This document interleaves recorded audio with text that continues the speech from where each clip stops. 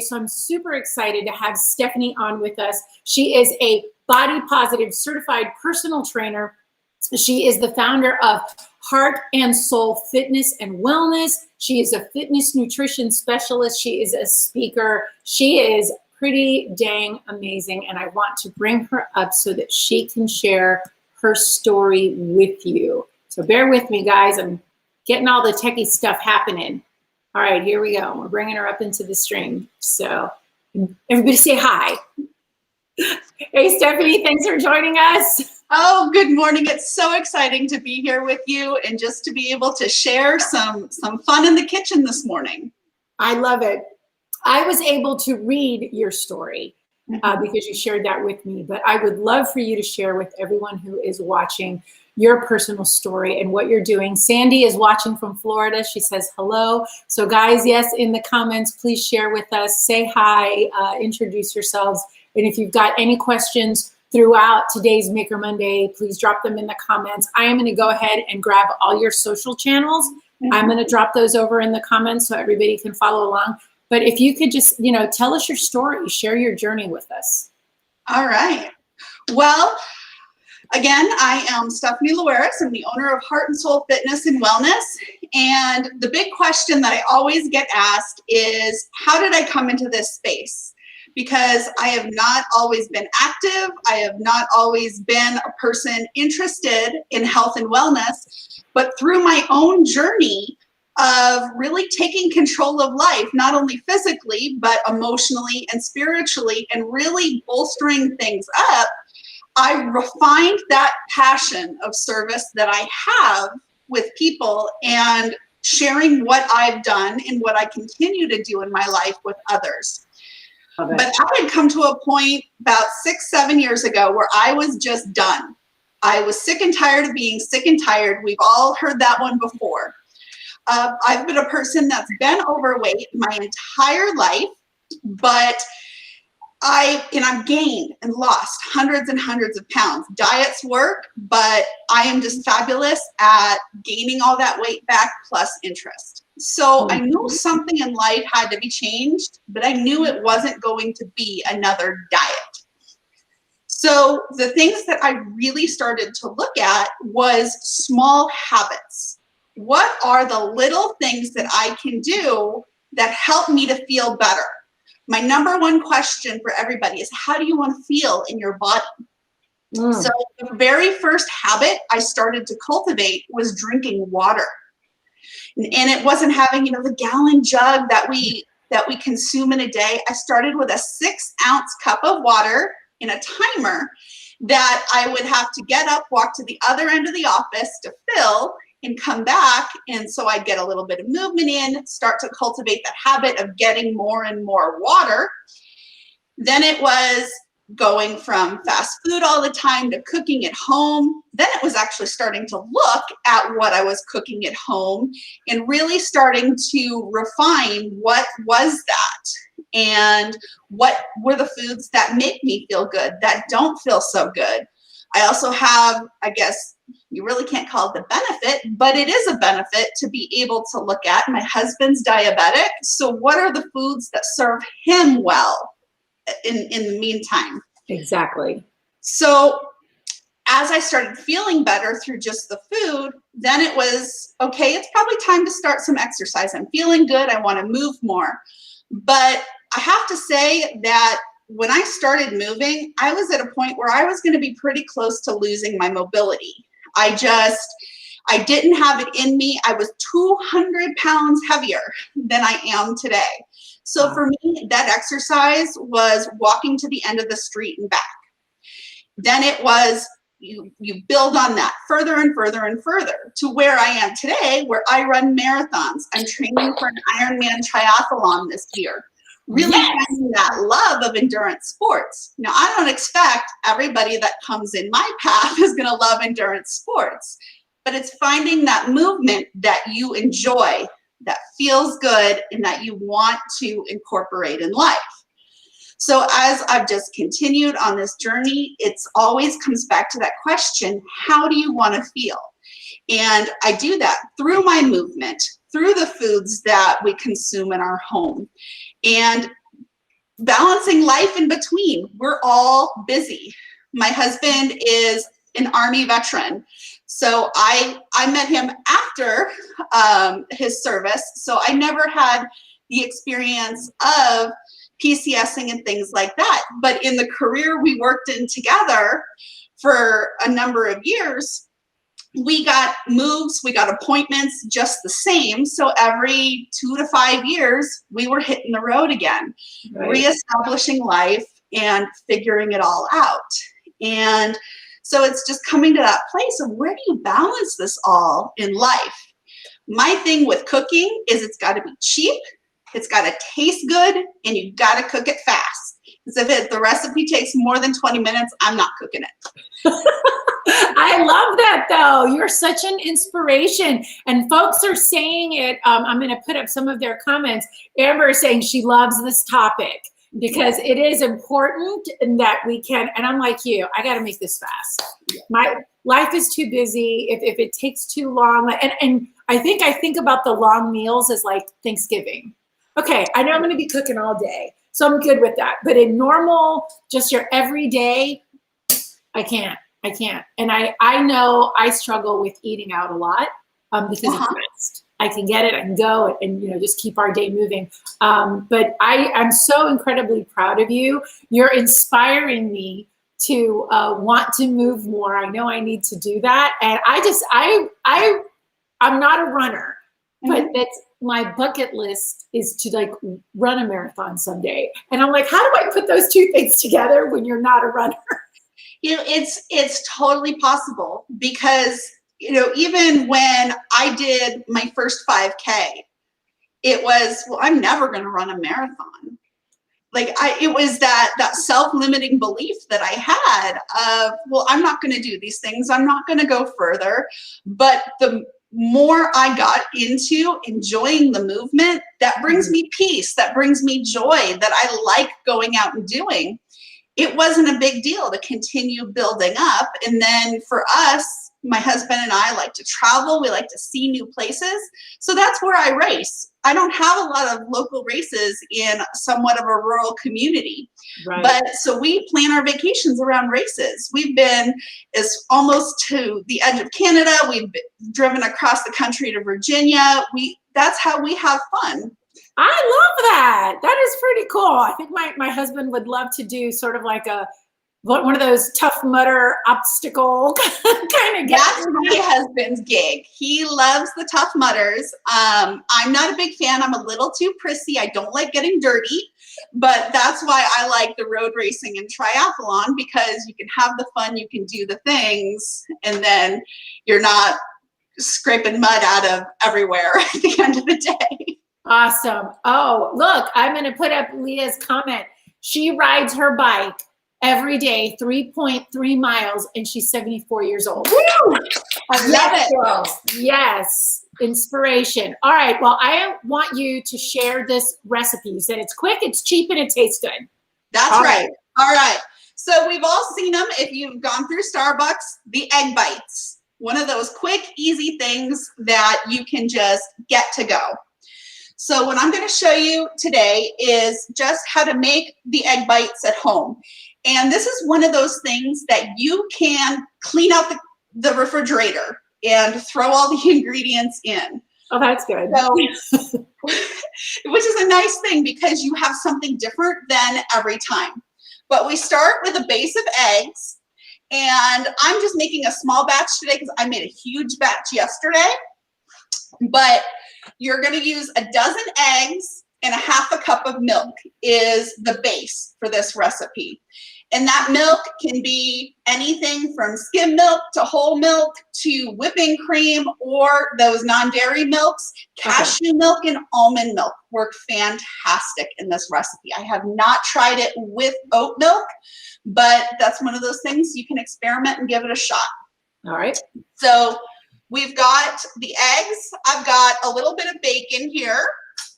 So I'm going to throw my bacon in. And is your bacon already pre-cooked? It was maybe some leftover bacon? Yes.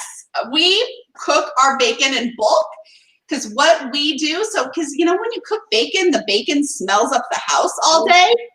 we use a cast iron pan on our grill to cook the bacon. So we cook up a couple packs of bacon at once. It's cooked just the way we like it, and we stick it in the fridge because it's really easy, even if you're making eggs in the pan, just to toss that slice of pre-cooked bacon in the pan for like 10 seconds. It heats through, it's ready to go.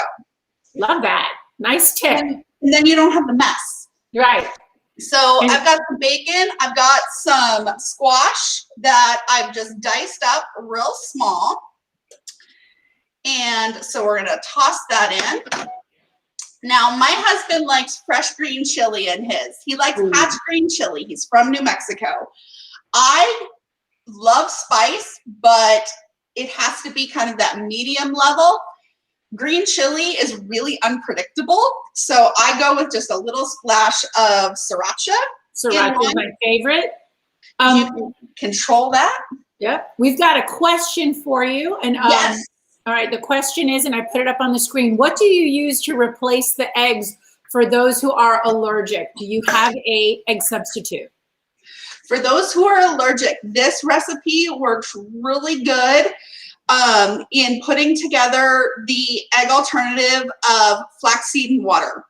Oh. You come out with a little bit more cakier instead of having that kind of chewy egg bite, you have more of kind of a cake density type breakfast bite, but you're still getting a lot of the same nutrients and things like that in using that egg substitute of flaxseed and water that you would use in other recipes. And it's I'm just typing it in. It's ground flaxseed?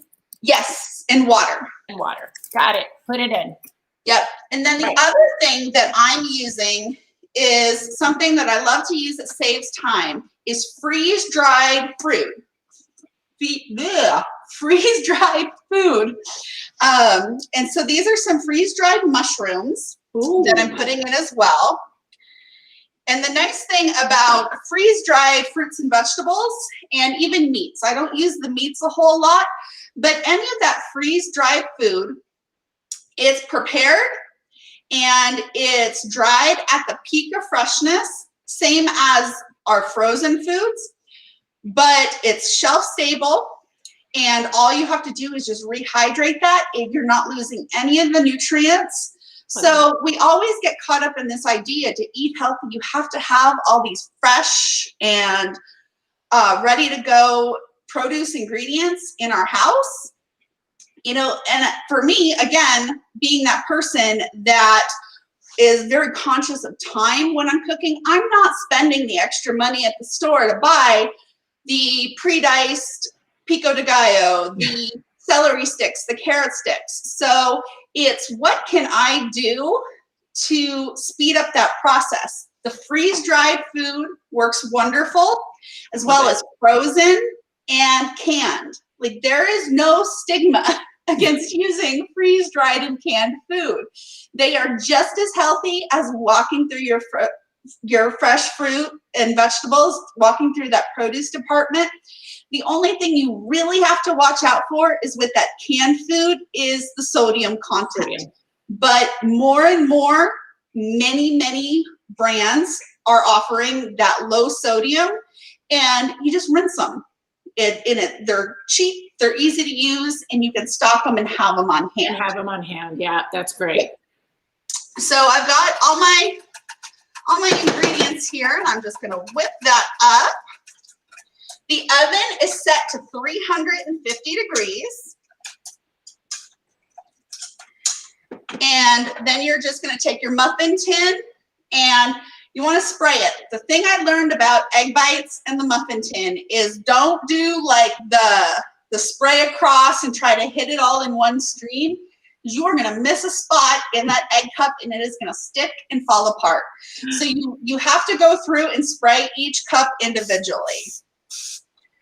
So then we spray our egg cups, and I'm gonna switch over to my spoon here, and then just filling up the cup. You fill it all the way to the top. All the way, okay. Yep. They sometimes, depending on how much you whipped the egg, they'll rise a little bit. And so you might bring them out of the oven and you're like, oh my gosh, these are huge. They will deflate as they cool. Right. Because they almost look like little soufflés, depending on how much air you whipped into them. So you fill it to the top of the muffin top level. 15 minutes at 350 is pretty much a good place to go. I stick a chopstick in the middle to make sure that it's not runny, it's not eggy when they're done. Let them cool just a minute in the pan, and then start to take a rubber spatula and scoop them out. And just let them cool before I package them up and put them in the fridge. They last several days in the fridge. You can also freeze these. So if you get really ambitious one day and make all kinds, you can pack them up in a freezer bag and a container, and they last quite a while in the freezer. I love that. That's something that you can, like I said, make ahead. You said you made a bunch and then you put them in. I love it. I have a comment also from Sandra here. I'm going to pull that up. And she says, this works great in an Instapot. Ooh, see, the Instapot is the one thing I haven't started to get into yet. I'm still the crock pot purist, but I'm thinking, and I just started the air fryer thing a few months ago. So I'm gently working into the Instapot. Getting there. But I think this is a great way, like you said, get started, take the first step, do the first thing to get where you need to go. So I have to ask you, when is your next marathon? So I have a half Ironman in August in Boulder, Colorado. And then I will be doing a full Ironman in November here in Arizona. That's amazing. So Ironman is swim, bike, run? Yes. Woo! And how many, if you can share just quickly, how many miles of each one do you have to do? So for a full Ironman, it's a 2.4 mile swim, 112 mile bike ride, and a full marathon, 26.2 miles. All in one day? Yes, you have 17 hours. That's insane.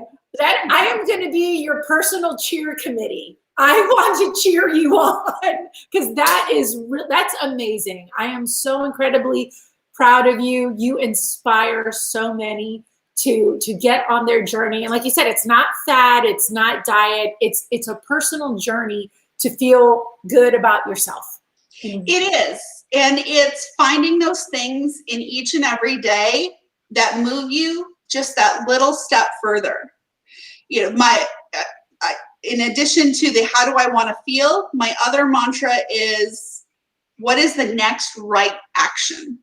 What is the next action that I can take that's going to make me feel better?